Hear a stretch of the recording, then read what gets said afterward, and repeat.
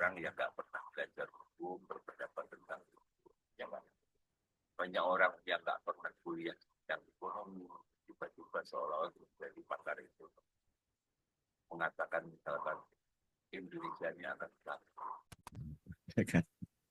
Kalian sebagai orang ekonomi gimana?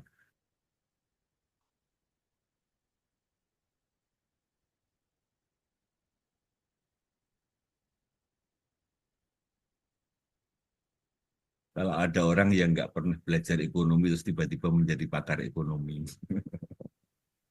Kalian padahal nanti Aneh merasakan sih, Pak. belajar ekonomi itu nggak gampang loh kan begitu kan. Lah saya juga begitu.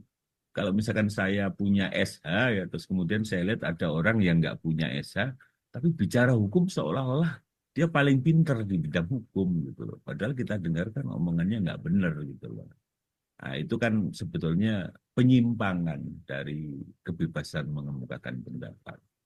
Jadi satu sisi ya indikator demokrasi itu juga ditunjukkan dengan adanya hak itu bisa dilaksanakan dengan baik. Tapi kalau kemudian disalahgunakan kan kita juga nggak boleh lupa bahwa demokrasi kita itu adalah demokrasi Pancasila gitu loh. Sehingga saudara nanti paham nggak kalau misalkan kayak di Amerika itu sekarang mereka sudah mulai merasakan orang-orang liberal itu juga sudah kalah kan dengan orang konservatif dengan kemenangan Trump dalam pemilu kemarin. Jadi demokrasi liberal, demokrasi komunis itu juga sudah mulai ganti kelamin sekarang. Mereka juga kayak orang-orang yang mengalami kelainan seksual ya, ada lesbiannya, ada gaynya, ya, ada transgendernya. Jadi nggak bisa saudara misalkan menganggap seperti teori-teori zaman dulu ini vulgar, Cina itu komunis. Enggak juga. Sekarang Cina itu sudah sangat kapitalis kan. Kalau saudara nanti menelisik dari sisi ekonomi. Nah, ini yang menarik sebetulnya. Bagaimana mahasiswa eh, punya kompetensi ya diajak berpikir tentang hal-hal semacam ini. Jadi mahasiswa jangan hanya ikut-ikutan ya, tapi benar-benar bisa memberdayakan kemampuan berpikirnya ya. Benar nggak sih Indonesia itu sekarang gelap? Coba saya ingin tahu dari yang ada di sini nih, siapa yang kemarin ikut demo atau yang setuju lah sama pernyataan Indonesia gelap? Siapa coba? Ada nggak di sini?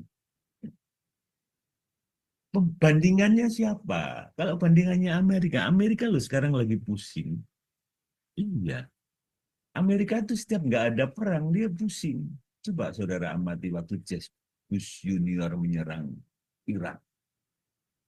Terus kemudian dilanjutkan dengan selama bertahun-tahun sampai Saddam Hussein digantung.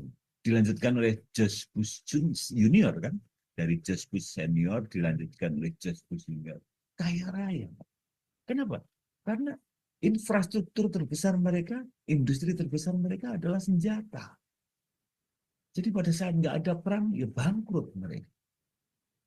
Sehingga mereka harus menciptakan terus peperangan itu. Dan sekarang yang perang kan Rusia. Amerika mana? Senjatanya banyak yang nggak laku bangkrut. Ya. Jadi kalau Amerika kayak begitu terus kita dikatakan gelap, Amerika itu udah runtuh artinya. Amerika masih tegak berdiri yang suasananya nggak lebih baik dari Indonesia. Nah, harus ada perbandingannya. Apalagi kalau saudara membandingkan Indonesia dengan Afghanistan, ya maaf lah ya. Saudara tahu nggak Perdana Menteri Malaysia sekarang? Ada yang tahu? Perdana Kurang tahu. Menteri Malaysia? Siapa? Kurang tahu.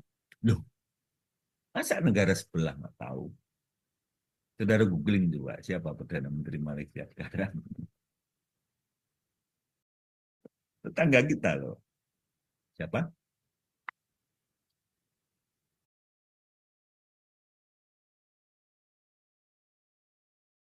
Anwar Ibrahim, Pak. Nah, saudara bisa cek jejak digitalnya. Dulu, waktu Mahathir Muhammad masih muda dan sudah jadi Perdana Menteri, Dia punya wakil, ini orang namanya Dato' Anwar Ibrahim. Dan semakin Mahathir Muhammad senior, wakil Perdana Menteri ini juga dianggap oleh Malaysia secara keseluruhan, ya rakyat maupun politisnya, adalah putra mahkotanya Mahathir Muhammad. Tapi apa yang terjadi? Karena kekuasaan Mahathir Muhammad itu kira-kira seperti Prabowo sekarang, Anwar Ibrahim itu dimasukkan penjara dengan tuduhan sodomi, coba. Keji nggak? Sangat keji. Dan seluruh dunia nggak percaya itu. Wakil Perdana Menteri dimasukkan penjara dengan tuduhan sodomi.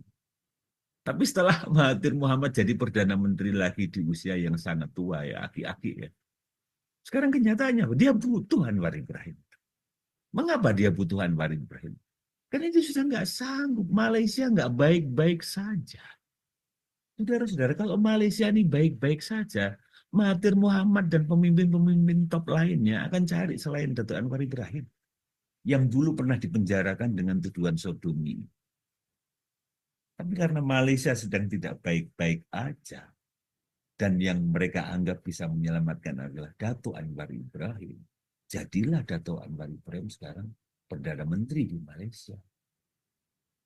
Nah, kalau Malaysia kayak begitu itu nggak dianggap gelap.